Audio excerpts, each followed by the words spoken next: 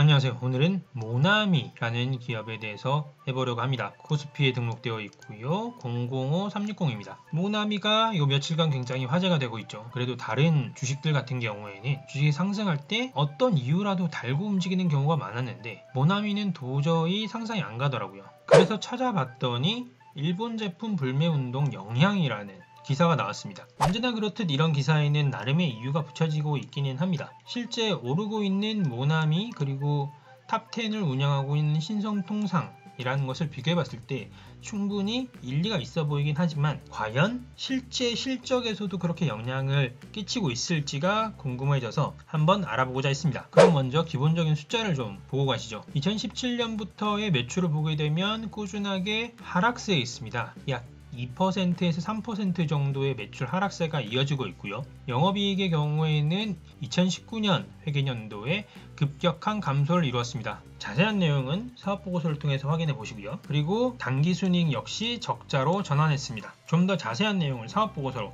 확인해 보도록 하시죠. 모나미의 2019년 사업보고서입니다. 사업보고서를 보게 되면 해외 진출을 활발히 하고 있음을 알 수가 있는데요. 중국에도 진출해 있고요. 그리고 타일랜드, 태국에도 진출해 있고 그리고 폴란드에도 진출해 있습니다. 비즈니스의 영역을 확장하는 방법에 있어서 지리적 확장의 전략을 선택한 것으로 보입니다. 좀 더 자세히 사업의 내용을 보게 되면요. 사업의 분류를 먼저 보게 되면 문구류를 판매하고 있는 것과 동시에 컴퓨터의 소모품도 함께 판매를 하고 있습니다. 아래에 시장 점유율이 나와 있긴 한데 실제 시장 점유율이라기보다는 매출을 기준으로 뽑아낸 것이라 실제적으로는 크게 의미가 없습니다. 왜냐하면 실제 판매하는 데서는 한국 제품만 판매하고 있는 것도 아니기 때문에 이 시장 점유율은 크게 의미가 있는 수치로 받아들여지진 않고요. 일단 부문별 현황을 보게 되면 문구류의 매출 비중이 전체에서 한 80% 중후반 정도를 차지하고 있습니다. 거기다가 내부 거래까지 있다라고 하니까 실제로는 90% 이상의 영향력을 끼친다라고 볼 수가 있을 것 같고요. 한 가지 재미있는 것은 글로벌한 매출입니다. 국내가 역시 80% 이상의 매출을 차지하고 있긴 하지만 아시아나 그리고 아프리카에서 매출을 발생시키고 있다는 점이 좀 독특하고 흥미로운 부분이었습니다. 게다가 아프리카의 매출은 성장 중이라는 점, 아시아의 매출도 성장 중이긴 합니다만 이런 글로벌에서 매출이 성장 중이라는 지점이 좀 흥미롭게 다가오긴 했습니다.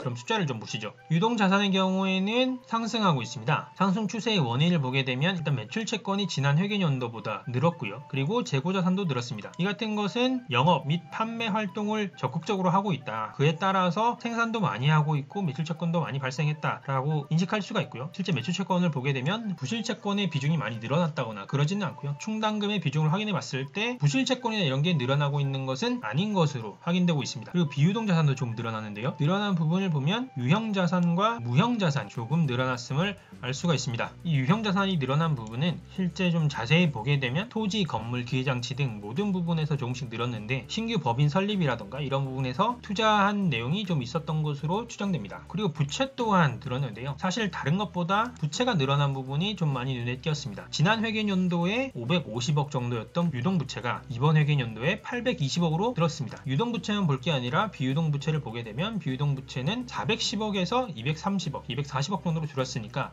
약간의 상쇄되는 부분은 없지 않아 있다고 할 수가 있는데요. 하지만 전체 부채 총계를 보게 되면 960억에서 1000억을 넘는 수준으로 한 100억가량 증가했습니다. 유동부채나 비유동부채를 함께 보게 되면 유동성 사채라던가 사채 이런 부분에서 상호 간의 호환이 있었기 때문에 유동부채가 늘어나거나 비유동부채가 줄어든 부분이 있었는데 이와는 별개로 장기 차입금이 늘어난다던가 이런 부분 때문에 전체적인 부채가 증가했습니다. 이 같은 요소로 인해서 계속해서 부채 비율은 증가하고 있는데요. 2016년에 120% 정도였던 부채 비율이 2019년에는 140%까지 증가했습니다. 시장에서 보통 말하는 200% 미만의 부채 비율을 지속적으로 유지하고 있긴 하지만 부채 비율이 지속적으로 증가하고 있다는 것은 어쨌거나 긍정적으로 바라보기만은 쉽지 않은 것 같습니다.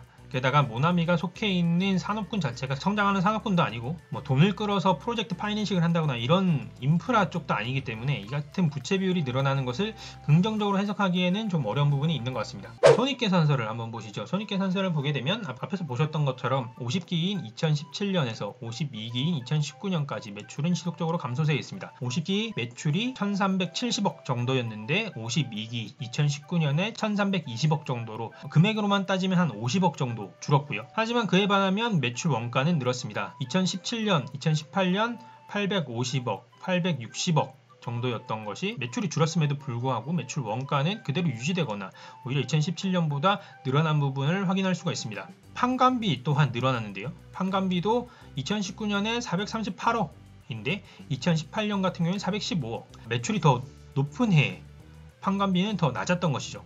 이로 인해서 영업이익 같은 경우에는 2019년에 굉장히 쪼그라든 영업이익을 나타냈습니다. 2019년 영업이익 18억 수준인데 2018년에는 69억이었으니까 매우 쪼그라든 수준의 영업이익을 보여주고 있습니다. 이와 더불어서 앞에서 보셨던 것처럼 장기 차입금과 같은 이런 부채가 많아짐에 따라서 금융 비용이 증가했고요. 매출은 줄어들고 부채는 늘어나고 그러다 보니까 비용도 증가하고 이에 따라서 당기 손이익도 어쩔 수 없이 손실이 나는 적자 전환을 하게 되는 부분이 생겨버렸습니다. 그러니까 연간 보고서로 쭉 봤을 때 2019년에 불매운동도 일어나고 했지만 매출의 뚜렷한 증가세를 기대할 수는 없었고 매출의 증가세를 기대를 한 것인지 재고자산은 늘어났고 인건비도 늘어났고 이런 부분이 있었습니다. 그렇다고 하면 저희가 정말 이 애국 마케팅으로서 모나미가 기업적으로 성장할 수 있는 부분이 있다고 하면 그 징후가 나타날 수 있는 것이 이번 2020년 1분기의 보고서가 되겠죠.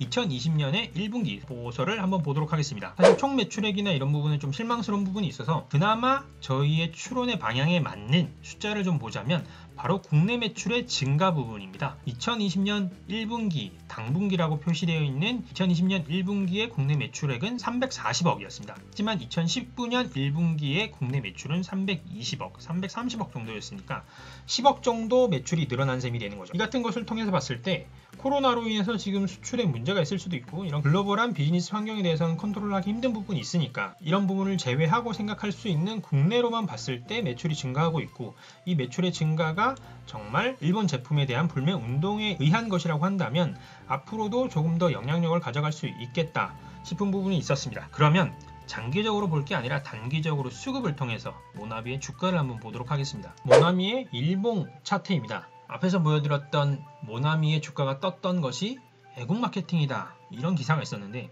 그런 것을 뒷받침하는 주가의 흐름이 바로 여기에 있습니다. 2019년 7월 불매운동이 시작하고 난 다음부터 주가가 뛰기 시작했는데요. 굉장한 상승세를 가져가면서 무려 7월 초에 3,300원 했던 주가가 8월 초에 8,000원까지 찍고 내려오는 수준이 됐습니다. 8,000원 후반 9,000원까지 거의 갔으니까 거의 3배 정도 한 달 만에 오른 셈인데요. 굉장한 상승세를 기록했던 셈이죠. 이 같은 것이 지금 또 일어나는 이유가 최근에 뉴스를 많이 보신 분은 아시겠지만 대한민국 정부에서 일본과의 무역 분쟁 해소가 되지 않는 부분을 WTO에 제소하기로 결정했습니다. 그 결정이 6월 초였고 그 말이 나오자마자 6월 1일부터 주가가 미친 듯이 뛰기 시작했습니다. 6월 1일 25.7% 뛰었고요. 그 이후에도 상승세를 죽이지 않고 그 다음날에 5.78% 그리고 그 다음날에는 마이너스 2.42%긴 하지만 앞에 오른 바에 비하면 굉장히 조금 빠진 수준이죠. 잠깐 쉬어가는 수준이었다고 할까요? 오늘 다시 20%를 육박하는 수준. 굉장한 수준으로 주가가 상승하고 있습니다.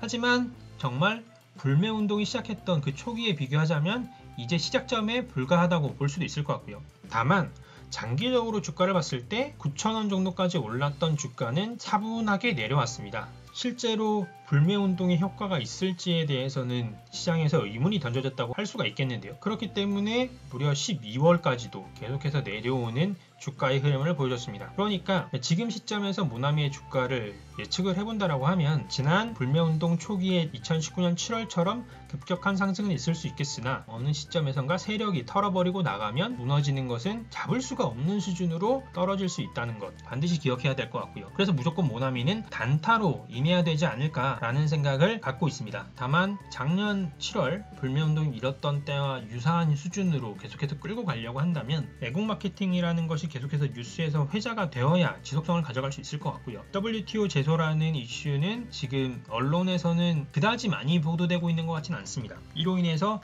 이미 재료가 소진이 거의 다 되고 있는 것 아닌가라는 생각이 들 수준인데 이게 연휴와 주말 사이 그리고 다음 주 초에 어떻게 영향을 끼치냐에 따라서 모나미의 주가도 향방이 걸릴 수도 있을 것 같고요. 앞에서 봤던 것처럼 아직까지 모나미의 실제 실적인 매출이나 영업이익 등에서 불매운동의 효과가 제대로 나타나지 않고 있으니까 이런 부분 함께 감안해서 투자에 임하시는 것이 좋지 않을까 생각됩니다. 저는 그럼 다음에 새로운 주식 새로운 정보로 찾아뵙도록 하겠습니다. 감사합니다.